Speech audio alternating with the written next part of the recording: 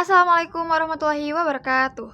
Perkenalkan, nama aku Wafa Nur Tauhida dari kelas 2R1C PAI dengan nomor induk mahasiswa 2024010027. Di video kali ini kita bakalan bahas topik yang penting dan sering banget mahasiswa alamin, yaitu tentang persepsi, motivasi, dan kenapa sih motivasi belajar mahasiswa itu kadang naik dan menurun. Yang pertama adalah persepsi. Persepsi adalah proses ketika kita menangkap, mengorganisasi, dan mengartikan informasi dari sekitar lingkungan kita dengan panca indera. Panca indera itu mata, mulut, dan lain-lain. Menurut teori Richard George, teori ini tidak hanya sekedar menerima informasi secara pasif, tetapi juga secara pengetahuan, pengalaman, harapan, dan konteks. Arti gampang dari persepsi menurut aku itu cara kita melihat, cara kita memahami, cara kita menilai suatu hal dari berbagai POV itu. POV itu contohnya itu kayak dua orang bisa ngelihat kejadian yang sama tapi menanggapinya itu berbeda, ngasih nilainya itu berbeda, ngasih pendapat kejadian itu berbeda-beda. Contohnya itu ada mahasiswa yang ditegur sama dosen. Nah, mahasiswa ini pasti berpikirnya dosen ini gak suka sama dia. Padahal dari pemikiran dosennya itu cuma pengen dia itu jadi lebih baik lagi gitu. Nah, ini menunjukkan bahwa persepsi itu sangat subjektif dan personal. Richard George juga menekankan bahwa persepsi itu bisa menentukan cara kita berpikir dan bertindak. Artinya, apa yang kita percaya tentang dunia, tentang diri sendiri, tentang perkuliahan kita, itu bagaimana kita mempersepsikan pengalaman kita itu sendiri. Gitu. Yang kedua adalah motivasi. Motivasi adalah dorongan internal atau eksternal yang menggerakkan seseorang untuk melakukan sesuatu atau bertindak.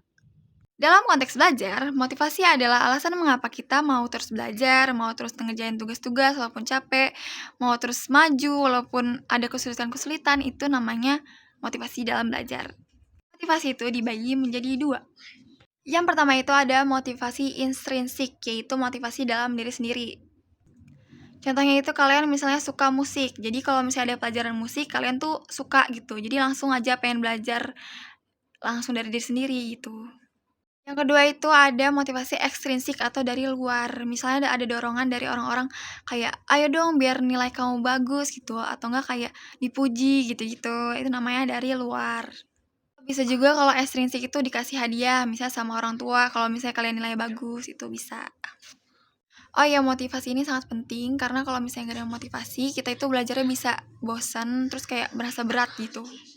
Jadi intinya kalian harus punya satu orang untuk bisa memotivasi atau ya intinya harus punya motivasi untuk belajar.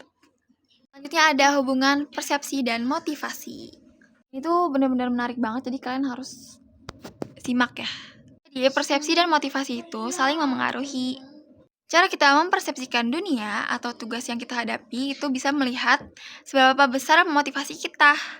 Misalnya kalau kamu mempersepsikan tugas kuliah itu sebagai beban yang gak guna, itu motivasi kamu bisa turun karena kamu bisa males gitu. Kalau misalnya ngelihat tugas itu sebagai tantangan untuk berkembang, kamu itu bisa lebih semangat dan motivasi kamu bisa tinggi. Sebaliknya, motivasi juga bisa mempengaruhi persepsi.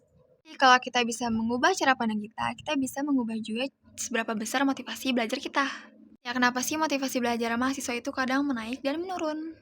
Motivasi belajar itu bisa gampang banget menurunnya. Contohnya salah satu faktornya itu karena persepsi negatif ke diri kita sendiri. Misalnya, kalau misalnya mahasiswa itu nganggap dirinya bodoh, maka itu bakalan bisa bikin motivasi kita turun. Jadi malas gitu. Yang kedua itu ada tekanan akademik dan stres yang berlebihan. Contohnya kayak tugasnya numpuk banyak banget.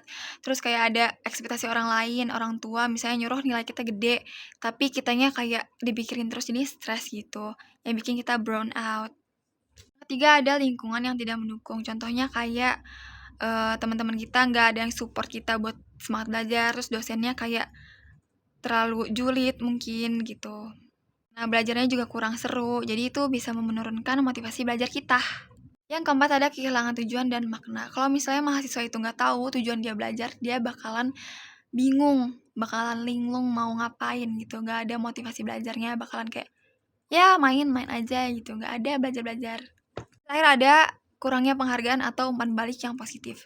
Jadi kayak kita tuh udah berusaha keras tapi nggak ada yang ngasih kita umpan balik positif gitu.